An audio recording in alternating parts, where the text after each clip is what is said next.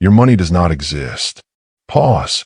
It exists because systems agree that it exists. Banks agree. Governments agree. Markets agree.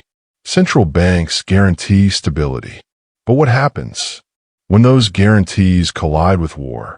If tomorrow the United States, China, Russia, and Europe enter direct conflict, global shipping routes fracture, energy supply chains snap, stock markets halt trading, banks limit withdrawals, governments impose capital controls, and your savings become numbers inside a stress machine. Modern money is not paper. It is organized trust, and war destroys trust faster than bombs destroy cities. Financial collapse rarely begins with explosions. It begins with doubt. Doubt about currency stability. Doubt about counterparty risk. Doubt about settlement. Once doubt spreads, liquidity evaporates. And when liquidity disappears, assets cannot be priced. Let's understand something uncomfortable. In peacetime, wealth is built on abstraction. Stocks represent future earnings. Bonds represent future payments. Real estate represents future demand. Crypto represents future adoption. But in wartime, the future becomes uncertain. And when the future becomes uncertain, valuation models fail. So what actually survives? To answer that, we need to understand value inversion. In normal times, the value hierarchy looks like this. Financial capital first, productive assets second, physical security last. In global war, the hierarchy flips. Security comes first, energy comes second, food comes third, mobility comes fourth, money comes last, speculation collapses, utility dominates. Let's break down each asset class honestly. Gold. Gold survives because it has survived everything. Empires fall. Currencies reset. Gold remains. It carries no counterparty risk. It does not require electricity. It is globally recognized. But gold has limits. You cannot eat gold. You cannot burn gold for energy. Gold preserves wealth. It does not generate survival. Farmland. Land produces calories. Calories become leverage in unstable systems. In wartime economies, food becomes strategic. Governments prioritize agriculture. But farmland carries geography risk. If your land sits in a war corridor, ownership becomes fragile. Productive land outside conflict zones, that becomes power. Reserve currencies. The US dollar. The Swiss franc.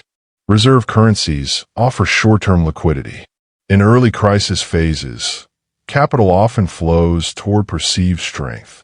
But if the issuing nation is directly engaged in total war, currency debasement becomes likely. Governments finance war with debt. Debt often leads to expansion of money supply. Expansion pressures purchasing power. In war, fiscal discipline becomes secondary. Survival becomes primary. Defense and energy stocks. Historically, defense contractors surge before conflict escalates. Energy companies benefit from supply disruptions. But here is the hidden risk. Markets can close. Trading can halt. Governments can freeze exchanges. In that moment, your equity ownership becomes theoretical. You may own shares, but you may not access liquidity. Bitcoin. Borderless. Censorship resistant. Independent from central banks. In capital control scenarios, digital assets can offer escape valves. But Bitcoin depends on electricity. It depends on internet infrastructure. It depends on mining networks. In prolonged global conflict, infrastructure becomes strategic targets. Bitcoin is powerful in limited disruption. It becomes vulnerable in systemic infrastructure collapse. Now here is the part most people ignore. The strongest hedge in global war is not an asset class. It is geography. Location is leverage. Neutral jurisdictions matter. Multiple banking systems matter. Cross-border diversification matters. If your wealth exists inside one political system, you are exposed to that system's decisions.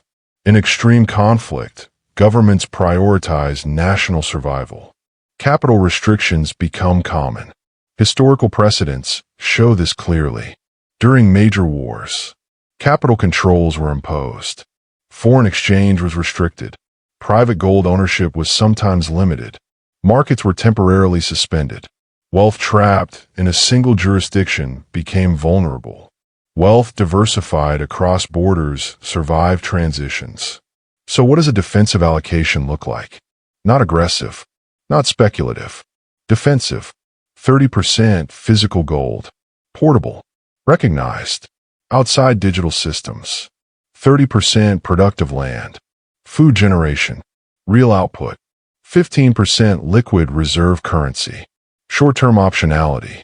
10% energy exposure. Because energy drives everything.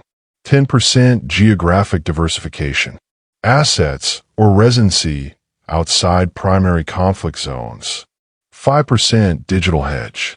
Optionality in capital-restricted environments. This is not optimized for growth. It is optimized for durability. Because global war is not a recession. It is not a market correction. It is not a bear cycle. It is a systemic fracture. And systemic fractures destroy abstraction first, then leverage, then excess.